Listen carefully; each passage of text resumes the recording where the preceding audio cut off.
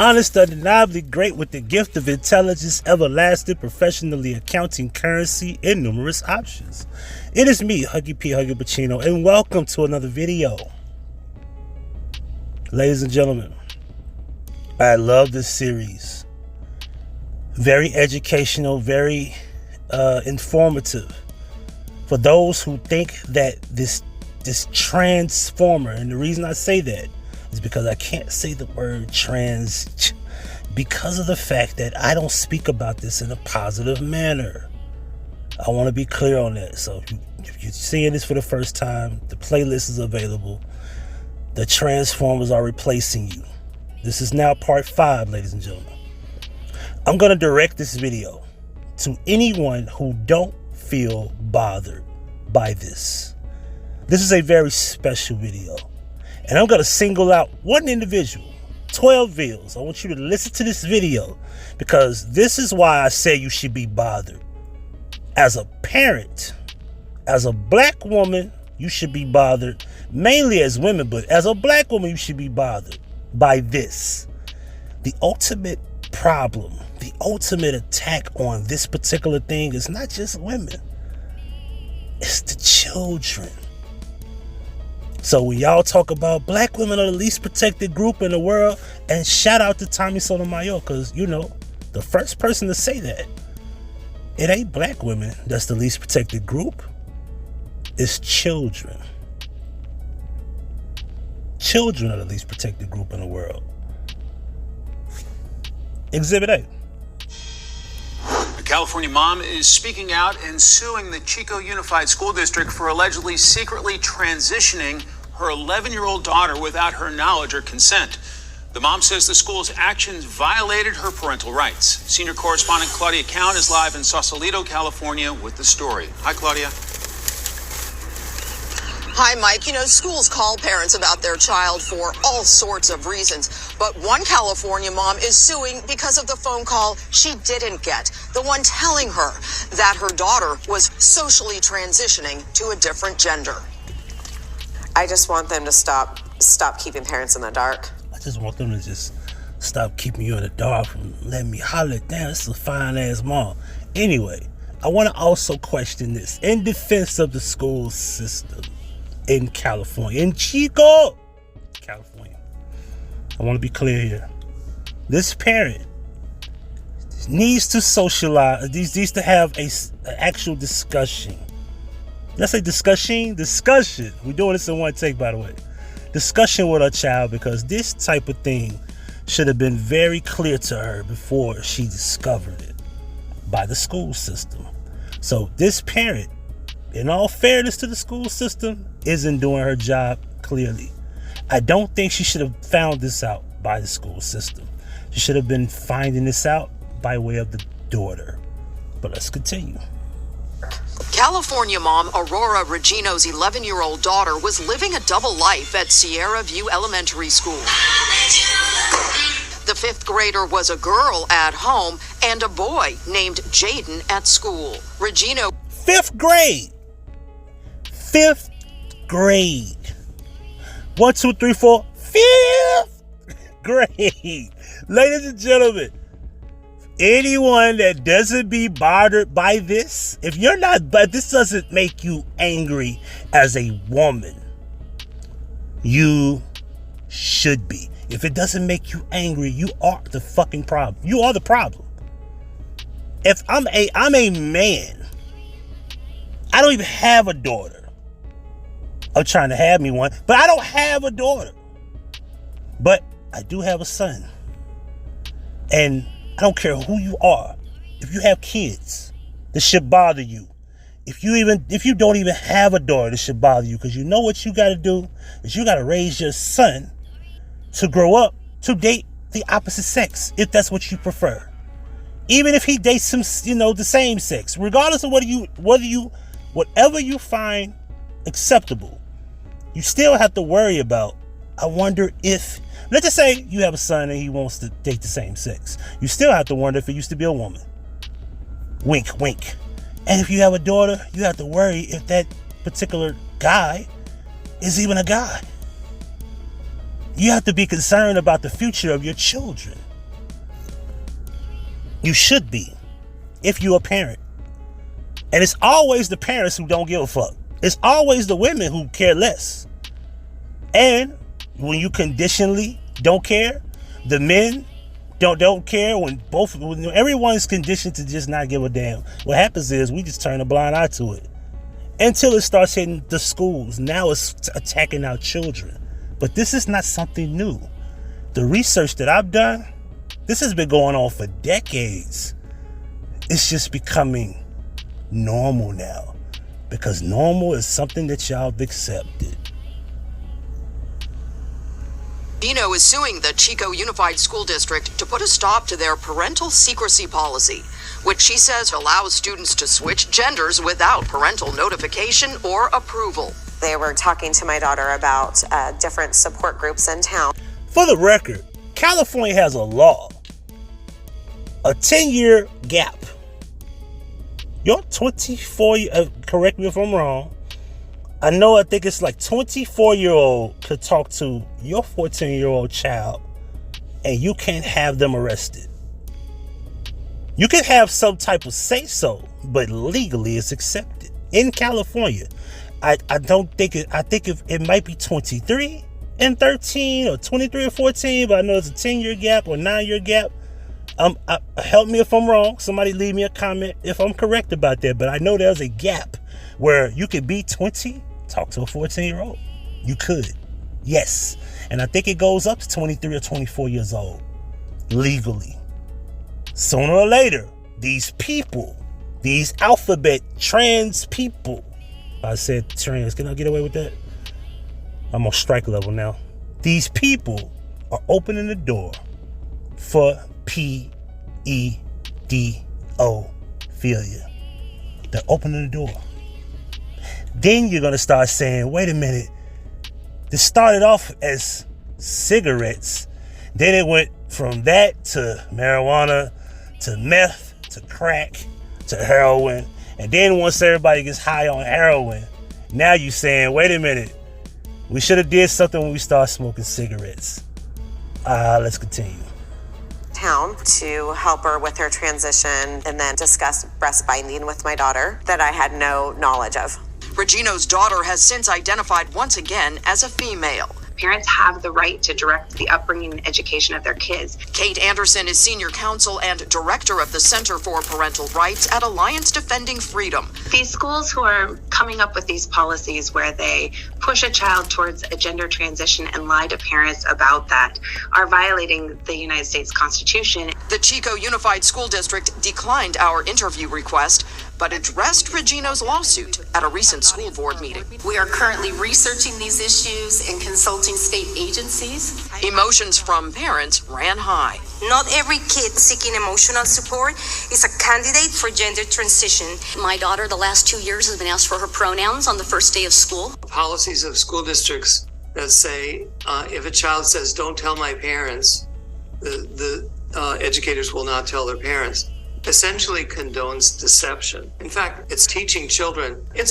Deception is exactly what it is. All of this is deception. Every bit of it. And you're teaching children and adults alike, but you're teaching children to be deceptive when it comes down to identity. Remember what I've told you. The first 3 letters in those alphabets are sexuality. Everything else is identity. Most of those other things are typically sexual terms, but the T is identity, has nothing to do with sexuality. And remember, when there's a hole in the story, there's Swiss cheese. It's okay for you to lie to your family. And I think that's a terrible lesson for young people. As for Regino, she says her lawsuit isn't about money, it's about protecting parental rights. The goal is to make sure that this doesn't happen to any more families and kids. Regino says her daughter is seeing a new school counselor who believes that this little girl was manipulated. The Chico Unified School District is expected to file a response to the federal lawsuit soon. It's a story we will be following. Mike? Don't mess with mom. Claudia Cowan? You see that? Now, the common issue here, not saying that the girl doesn't have a father, but we didn't see no man. We didn't hear not one man say a word. There was no man involved in this story. Not one. Oh, I'm not done. There's more. Virginia Democrats try to block bill banning teachers from hiding students' transformer status from parents. Why are we not surprised? Let's go.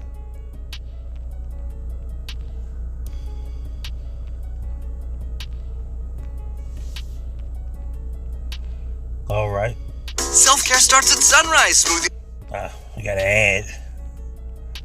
It's my favorite place, by the way. We're going to do this in one take, by the way.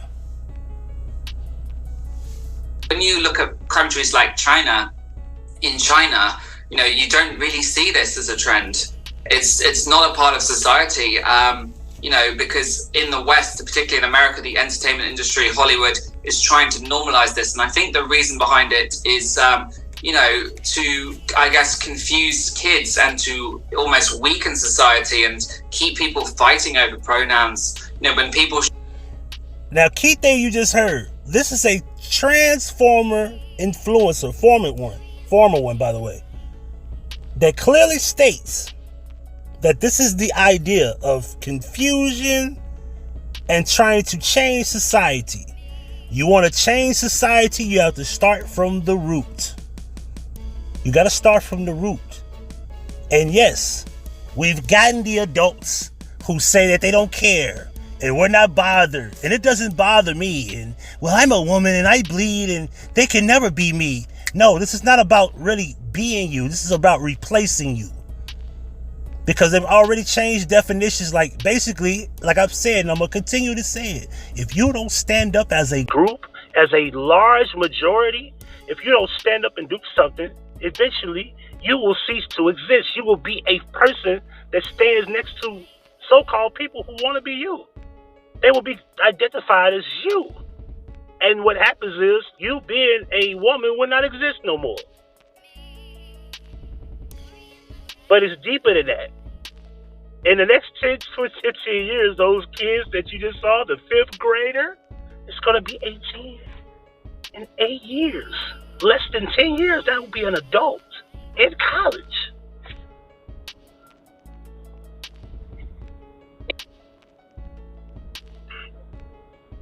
Hold on, why is it Bluetooth? I'm not trying to Bluetooth. Let's go back. Call ended. Call ended? The hell?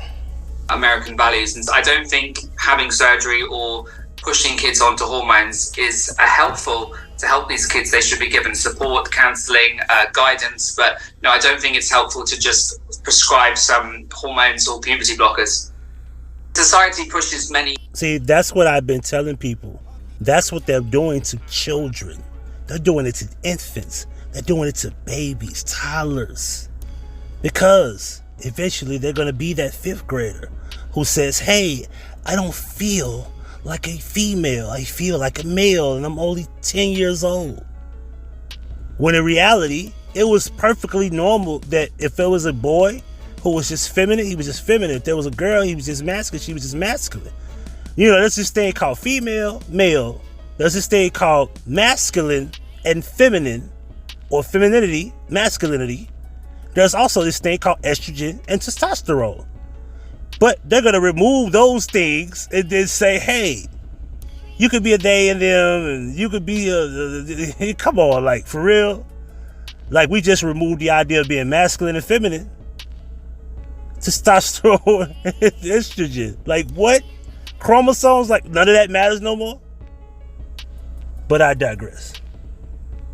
Many young people these days to undergo gender reassignment surgery, facial feminization, to take hormones or puberty blockers, because it's seen as a quick solution to fix the problem, but it's a temporary fix. When I was getting surgery, I'd feel happy for a few months and then I would go back to feeling unhappy about myself.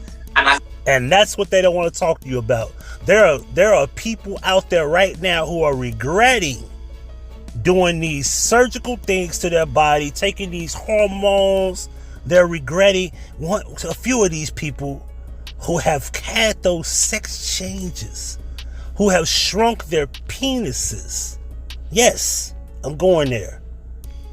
Shrunk their penises by taking these particular hormones to the point where their penises don't even, because you can't grow it back. Pause. If you used to have a 10-inch dick, penis, it ain't coming back. You're at 1 inch now because apparently all those hormones and things that you've taken, those chemicals that have made to where you can have the surgery, you can't grow that back. It's over. Some of them who haven't even had the sex change operation, who haven't even had the operation, are even regretting it, to the point where some of them have become suicidal or have suicidal thoughts. You don't know how deep this goes? Go look it up.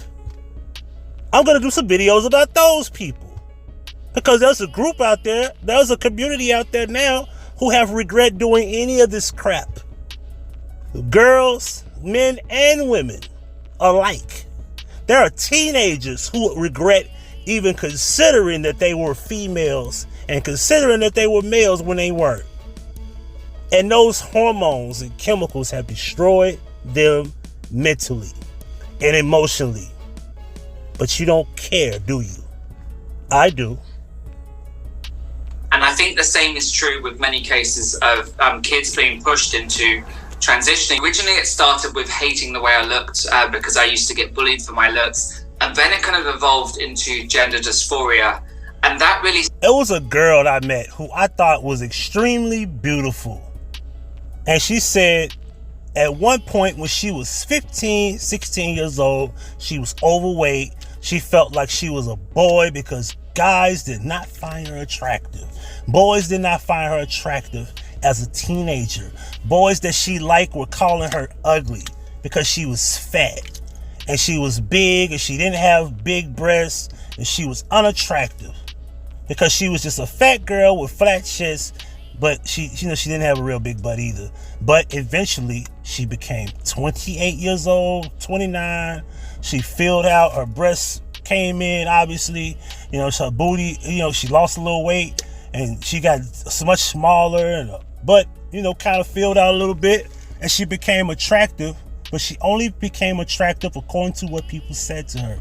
Validation is what made her attractive, and I told her, it starts at home. You're supposed to feel attractive because of the father that you didn't have. You're supposed to become attracted by the mother who treated you like shit. You're supposed to feel beautiful about yourself by home standards. At home is where it starts. So you go out looking for these guys because you didn't have a man around to raise you. No male guidance whatsoever. And then it kind of evolved into gender dysphoria.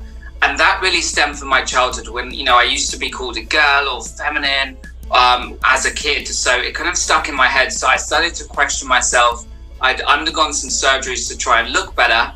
And it wasn't making me happy enough. And I was thinking, I'm missing something here. And society as a whole was saying, how easy it is to transition, that if you feel you're confused about who you are, it's because you're trapped in the wrong body. We're seeing this trend of sexualization from music videos, from the Hollywood, from social media. We're seeing more and more of this, and it's extremely harmful to kids. I grew up in the 90s. It was a much nicer time. You'd see the Spice Girls or Backstreet Boys. They'd be fully clothed. They wouldn't be doing anything sexual. Now it's just become almost pornographic. So we've seen with the music industry, we've seen music videos. And that's why sexuality is not completely off the hook as to why these things are the way they are. Sometimes sexuality stems the beginning process of what you have, which is gender identity. So what happens is, you create some type of confused identity or ideology of the young male and female mind.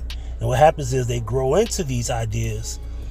And not to mention that, some of them have already, society has this, way of teasing people, saying that you don't look like a girl, or you're not a girl, or you're manly, or you're girly, and whatever the case may be. Remember, as children, we grow up to play with toys and things like that. This is a way to identify as to who you were as a gender born. You knew who you were because boys would play with robots and cars, and it was more of a masculine thing. You grew into know what a Tonka truck was. The girls play with dolls because their idea is to become mothers, you know, learn how to cook. That's why it was always a beautiful thing to have a girl who wanted a kitchen set, because it was an idea of having girls be mothers, ideally mothers and wives. And you know, that's why everybody loved Barbie, even though Barbie is not innocent. But we knew Barbie was a way to identify as being a woman, and Ken was the man and she was the girl, and it was a feminine thing. Now that doesn't exist no more, really, in this generation. I gotta watch. I'm trying to play this button. There we go. Just that continually provoke outrage, that continually push sexualization. Cardi B's WAP video, when you have, you know, people twerking and you have kids doing that on TikTok. This is a very sexual dance move. And then now you have obviously Sam Smith. That's why social media is a gift and a curse. When we grew up, we just had MTV and BET. We didn't have YouTube. We didn't have TikTok. We didn't have IG. We didn't have Facebook. We did have Black Planet. It wasn't not that big of a thing because when I came up, Black Planet was not really widespread. You didn't have videos on there, and there was no way to like go live and you know, grab your phone and do a 15-second video lip singing. None of that existed. The internet today is on steroids. It's times 10 compared to 98, 99, 2000, right? Like the worst thing we would have is like Back That Ass Up by Juvenile. And then we had BET Uncut. And that shit came on at 2 a.m. BET Uncut is all day now. And when you really look at BET Uncut, it wasn't even really that bad. It still was PG-13. It wasn't rated R. Oh, you know, you have to be there to know. Anyway. Sam Smith, which has a scene mocking urinating in his mouth, which is absolutely grotesque. But, you know, that is being pushed. So we're seeing more and more extreme examples. We saw last year Balenciaga with their shocking campaign, children's campaign, you know, with all of the sexual connotations. So, you know, I think there's some very, there's some people in the entertainment industry, you know, we all hear the rumors about Hollywood and, of course, Epstein's Island. There are people in positions of power that want to normalize this behavior. If they see these shocking sexual fetishes, they're going to think that's normal. And also, it's harmful for the LGBT community because when people look at this, they think this represents the LGBT community. They think... And that's the problem. However, it does. In some way, shape, form, or fashion, the LGBT part of that alphabet has to stand up. But what we have is, it's the same thing with black women and feminism and in the feminist movement. They just wanted to be a part of something, and the white women didn't say anything. They just said, fuck it, you can join. And that's the same thing what's happened with the LGBT part of this thing that used to be just LGBT. The T's have came along, and now the T's have just been accepted. They like, fuck it, you're just going to make our movement stronger. We don't care. And now, eventually, they're going to remove LGBT out of the fucking alphabet. Because those sexuality terms are not going to be meaningful no more in a few years. Because they're doing more than just sexuality. They're removing the identity of male and female now. What is a they and them? Can a they and them be lesbian, gay, or bisexual? Just really be honest with yourself. They've added pansexual and asexual and all these different sexuals now. Eventually, LGBT won't even exist no more. There's going to be a T, a plus, an A, or whatever the fuck. Right? I'm really on strike level now. Let me see. It's going to go back to where I don't want it to be. Hey, when I go back, we got to do this in one take, man. I'm going to try not to stop this and edit it. It takes forever to start the video, too. Like, come on, see, Fox. Another brilliant invention from WeatherTech. Oh, my goodness.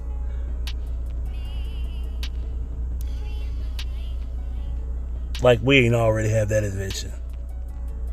Countries like... Where do we leave off at?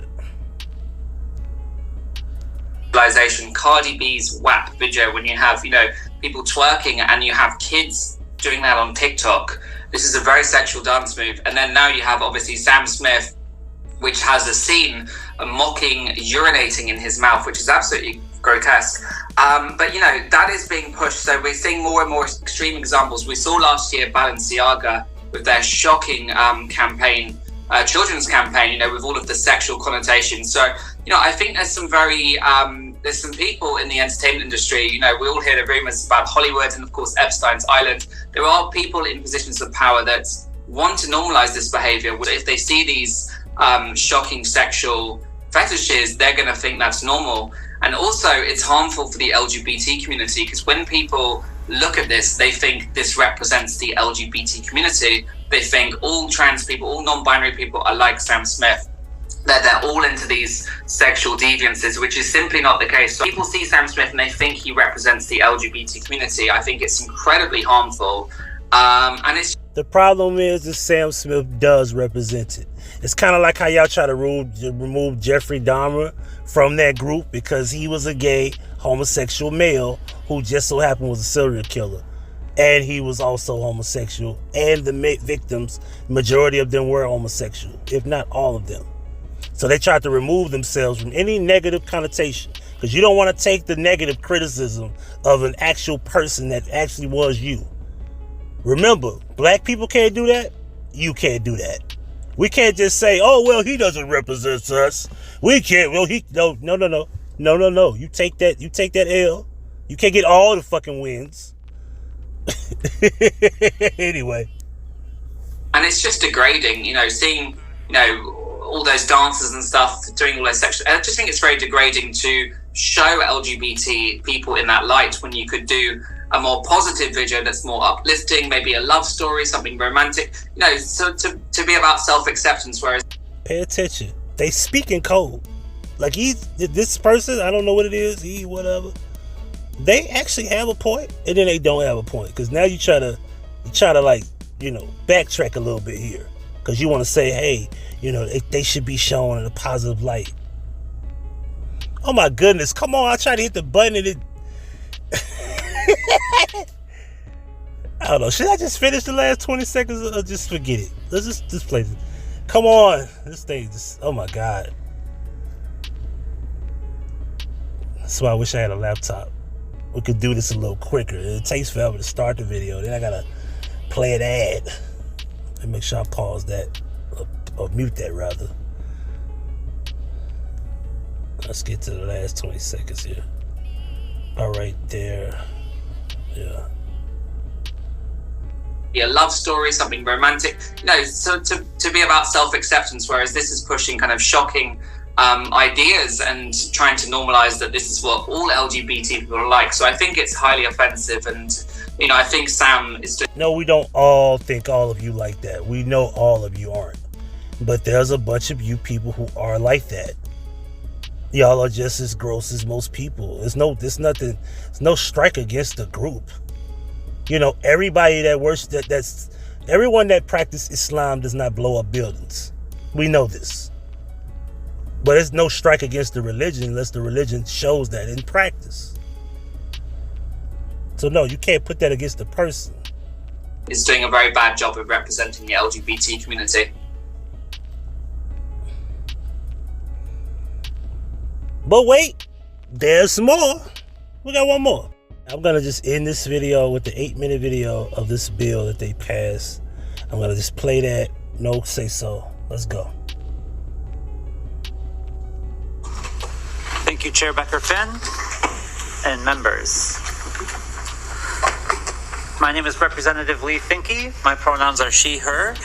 This is the first committee hearing in the history of our state legislature that will hear a bill designed to protect trans and gender expansive people in Minnesota. This is literally the first convening of our community for a bill that will help us live. Even if trans issues are new to the legislature, please know that the trans community has always existed. We have long been organized. In the 1990s, the Transsexual Menace organized around trans media representation. In the 1980s, the International Foundation for Gender Education organized to educate the world about our existence. In the 1970s, the Street Transvestite Action Revolutionaries organized to keep us alive. Gender expansive folks were at Stonewall, we were at Dewey's Restaurant before that, and at Cooper Donuts before that. You can Google those references. Our community is as historic and varied and beautiful as any other in the human experience. And yet this is our first time at the microphone because we finally have political representation. For the first time, we have not... You hear that? We finally got political representation. I'm telling y'all, y'all playing games. They not. One, but two gender expansive lawmakers in the Minnesota state government. Shout out to Representative Kozlowski. Representation matters. So I'm grateful to Chair Becker-Finn for the opportunity to hear this bill and for giving me a moment to recognize the history that our community is making today. To the bill. HF 146 would make Minnesota into a trans refuge state by protecting trans people, their families, and medical practitioners from the legal repercussions of traveling to Minnesota to receive gender-affirming care. We are a state that prides ourselves on providing world-class health care and making that health care accessible to everyone who needs it. This need is desperate in my community. This is not a hypothetical scenario. There are gender-diverse people in Minnesota right now receiving gender-affirming care. More are fleeing their home states, asking where they should turn. There are people in the audience today who have come here for this very reason. There are doctors in Minnesota right now providing this world-class gender-affirming care. And there are parents who are terrified about what unknown consequences may come from simply affirming their child's authentic self. They said unknown. Keywords. Listen to what these people be saying. Unknown. This is new law. It's complex, and there are questions that still need to be answered. But we can answer those questions, and we need to do so right now. Utah banned gender-affirming care last Saturday. They were not the first state to do so, and they will. Because Utah ain't having that shit. Utah ain't having that shit at all. Utah is probably one of the most serious states in the country. Utah is its own box, literally, with a corner cut off.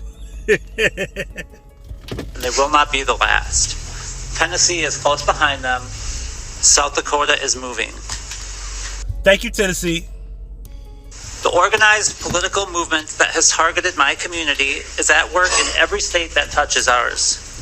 It has been said that Minnesota is an abortion island and that we must protect our right to reproductive freedom on behalf of our neighbors. And we must. Now, remember what I said. Reproductive rights. Removing the idea of what a woman is. Remember what I told you. Missing women. Uterus. Implants. Playing God. They could literally put a baby in a bubble without a human being. They don't need you to reproduce no more. That's why I said the male sperm is always necessary. Now they don't even need the womb of a female no more. They don't even need your stomach. They don't need your belly. They don't need your tubes. They don't need your brain. They don't need your body. You should be bothered by that. Stop being selfish because you're 40 and you're done having children, or you're done, being a 30-year-old because now you're just like, oh, well, you're getting old now, so who cares?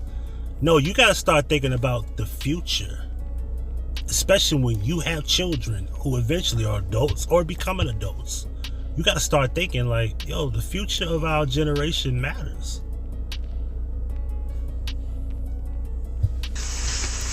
But likewise, we must recognize that Minnesota is an island of gender-affirming care as well. Yo, forgive me. I said I wouldn't talk, but I couldn't help it. well, and we must protect this right too for everyone. I'll now turn it over to Dr. Gepford. They will add their testimony. Dr. Gepford, please introduce yourself and then proceed with your testimony. Thank you. Good morning. My name is Dr. Angela Kate Gepford. I use they and she pronouns. Chair Becker-Finn and committee members, See these freaks? These are the people that you will look at that guy that you just heard. He will be called gay and the other girl will be called lesbian in the real world of identity, so to speak. But now, so what? I am a female. She's a... Well, anyway, I digress. Try to make sure I don't mess this up. Okay, they're going to play. Thank you for having me today. I am the Chief Education Officer and the Medical Director for the Gender Health Program at Children's Minnesota. I've been a pediatrician caring for the kids of this state for the last 17 years, and I'm here today to express Children's Minnesota's support for House File 146. I'm also here with Representative Finke today to dispel myths that have been spread, intentionally or unintentionally, that harm transgender young people and place them at the center of a political battle that does not belong to them. I'm here to let you know that gender-affirming care is health care. It is specialized health care provided by teams with training and expertise and evidence-based care, just like any other. I want y'all to think about what you're hearing. People like you and me who really just want health care for the means of being healthy, that doesn't come, that's not important. What's important is that a person that's a transformer or quote-unquote transitioning, yeah, health care for that. They're not even gonna make it a problem having that. Think about that for a moment, y'all. Care just like any other pediatric specialty that we provide for kids at Children's Minnesota. But first, I'd like to tell you about Jessica, whose name has been changed for my testimony. Jessica is a 6-year-old trans. Now let's use the example to win your heart for the bill. Pay attention. Transgender girl who I met shortly after our program opened 3 years ago. Jessica and her family drove to Minneapolis from South Dakota to seek care at our program because Jessica so desperately wanted to play soccer. Her parents drove her to Minnesota from South Dakota because in order for Jessica to play soccer, her parents were required to submit her birth certificate, which would reveal that she was transgender. Her parents were so terrified of what that could mean for her and their family in the small rural town in which they lived, and their local pediatrician refused to help their family with a letter of support to amend her birth certificate. Helping 6-year-old Jessica play soccer is gender-affirming care. 6 years old. Oh my God, come on, yo. Fox News has the worst media player ever. I've never seen something so fucking raggedy. I'm trying to just play the video. I hit the button, and it hits the ad, and it takes you somewhere else, and it brings you back here. Then you have to play the ad, and then wait, and it takes forever to just start it. Like, you can't make this up, yo.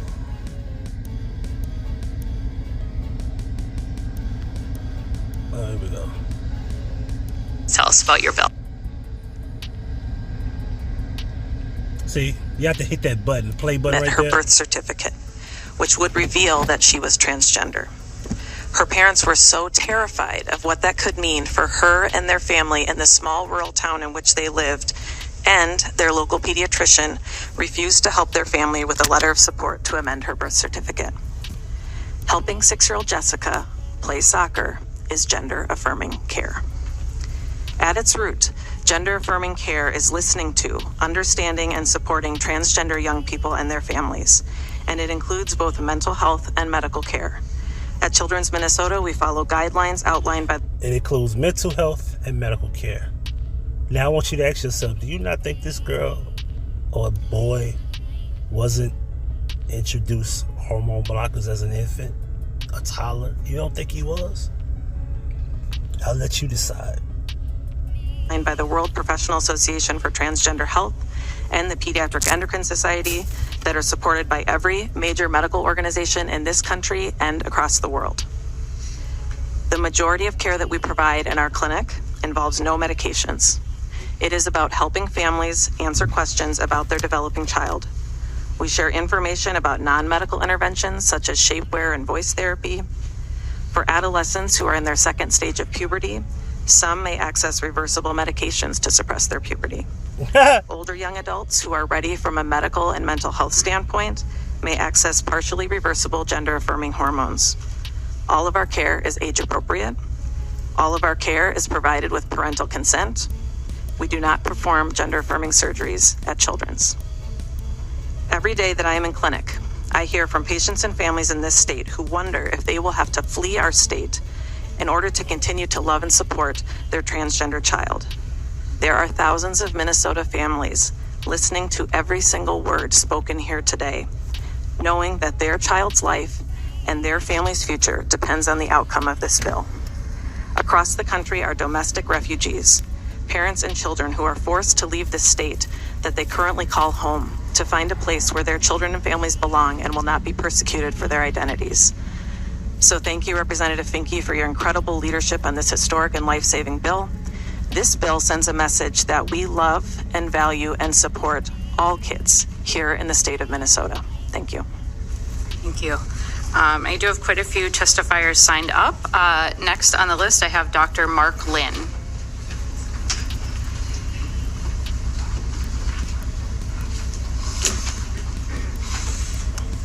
Well, Mark Please Lynn. introduce yourself for the record and then proceed with your testimony. Thank you, Chair Becker Finn and committee members. My name is Dr. Mark Lynn. I use he, him pronouns. I'm a certified pediatric psychologist and a member of the Gender Health Program's Integrated Care team at Children's Minnesota. I am grateful to join you today to express... They're not going to finish that. And I'm not going to finish that either. I think I made my point. I think that's enough. Don't y'all think that's weird that you see Joe Biden's wife and anyway, I ain't gonna get into that. This video might not stay up. This is gonna probably give me a strike, but that's what I do. I keep it real. Huggie Pacino, gone. Thank you for watching. Make sure you hit the like button and make sure you subscribe. And don't forget to hit the notification bell to receive all notifications from Huggie Pacino. In the description box, you can find all 10 channels. HP Media 1 and 2 are the 2 new channels. You can also subscribe to my dog Julio and Huggie Pacino 1 through 6. And there's also a Huggie Pacino Effect Throwback channel. And you can also contact me via email and phone. And if you would love to donate to the channel, here's where you could donate. Cash App and PayPal. The link's on the screen. Donations. Gifts. Now that's Huggie Pacino certified.